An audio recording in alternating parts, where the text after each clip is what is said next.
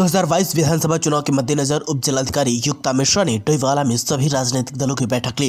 उप जिलाधिकारी ने बताया कि जो राजनीतिक दल रजिस्टर्ड और नॉन रजिस्टर्ड दल हैं और जिनके कैंडिडेट घोषित हो गए हैं, उन सभी के लिए इलेक्शन कमीशन की तरफ से एक नई गाइडलाइन बनाई गई है, जिसकी जानकारी राजनीतिक दलों को भी दी गई है। साथ ही कहा गया है कि अगर प्रत्याशियों का कोई भी आपराधिक इतिहास रहा तो उसको अपना आपराधिक प्रमाण अखबार और टीवी चैनलों पर प्रकाशित करना होगा।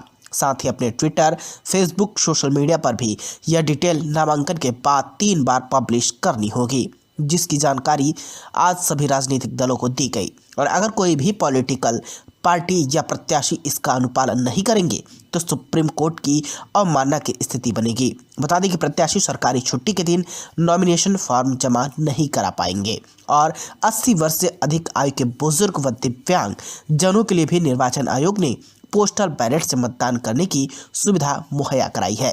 डोईवाला से आशीष यादव की रिपोर्ट, वीएन न्यूज़ लाइव। हमने प्रमुख राजनीतिक दल जो रिकॉग्नाइज रजिस्टर्ड पार्टी हैं या अनरिकॉग्नाइज रजिस्टर्ड पार्टी हैं उनको बुलाया था और जिनके कैंडिडेट डिक्लेयर हो चुके हैं उन कैंडिडेट्स को बुलाया था। बेसिक ये इन्फॉर्मेशन देनी थी कि इलेक्शन कमीशन की ओर से ये डायरेक्शंस इशू हुए हैं कि अगर कोई पॉलिटिकल पार्टी या कोई कैंडिडेट क्रिमिनल एंटीसीडेंट्स वाले कैंडिडेट को सेटअप करती है तो उसको एक फॉर्मेट में वो इन्फॉर्मेशन अपने क्रिमिनल एंटीसीडेंट्स के बारे में न्यूज़पेपर में देनी होगी, टीवी में देनी होगी, अपने वेबसाइट में पब्लिश करनी पड़ेगी पॉलिटिकल पार्टी को, और अपने जो सोशल मीडिया जैसे फेसबुक, ट्विटर हैं वहाँ पर पब्लिश करनी पड़ेगी। ये नामांकन के बाद 3 बार पब्लिश की जाएगी। ये सूचना पॉलिटिकल पार्टीज़ को और कैंडिडेट्स को देनी थी, क्योंकि अगर वो इसका अनुपालन नहीं करेंगे तो ये supreme court, honourable supreme court के कंटेम्प्ट की स्थिति बनेगी। तो उनको विस्तृत रूप से इसके बारे में बताया गया, गाइडलाइंस उनको सर्कुलेट की गई। दूसरा, इलेक्शन कमीशन के डायरेक्शंस पर 80+ एज के जो वोटर्स हैं और जो दिव्यांग वोटर्स हैं उनको पोस्टल बैलेट के माध्यम से मतदान करने की सुविधा दी जा रही है। इसके लिए हमारे BLOs फॉर्म का डिस्ट्रीब्यूशन कर रहे हैं और अब फॉर्म का कलेक्शन थोड़े टाइम बाद शुरू हो जाएगा।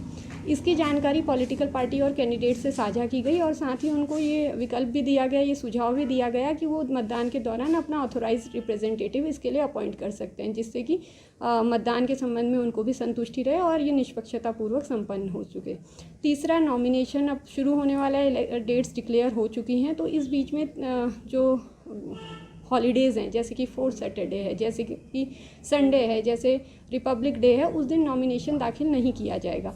इस बार कोविड प्रोटोकॉल के पालन के भी निर्देश हैं, तो हमने पॉलिटिकल पार्टीज़ को नॉमिनेशन की डेट, विड्रॉल की डेट, स्क्रूटनी की डेट, इन सब के विषय में अवगत कराया है। जो हॉलीडेज़ ऑलरेडी डिक्लेयर हो चुके हैं, जिस दिन नॉमिनेशन दाखिल नहीं हो पाएगा उसके विषय में अवगत कराया, जिससे वो अपना नॉमिनेशन फाइल इसी के अकॉर्डिंग प्लान कर सकें।